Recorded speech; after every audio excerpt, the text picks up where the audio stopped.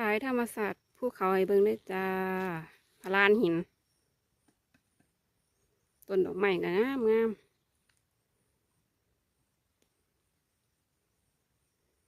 จักต้นดอกไม้อีหยังเนาะงามคักดอกไม้ดอกเอ็นอาบ่งามคักข้างบุญก็เป็นน้ำตกไป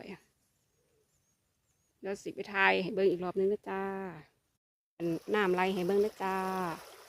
คือหลังภูเขาน้ำไหลงามงามข้างคนถ้าเมียนน้ำท่วมมองนี่กับไปบ่ได้เลยจ้าถ้าฝนหลายขามยากผู้หน่อยนี่เพิ่นขึ้นไปทอดเทิงๆผุนเนาะน้ำเดี๋ยวนี้น้ำฝนบ่ค่อยดีเฮ็ดก็บ่ค่อยหลายจ้าปีนี้เฮ็ดอึดตามฤดูกาลของฝน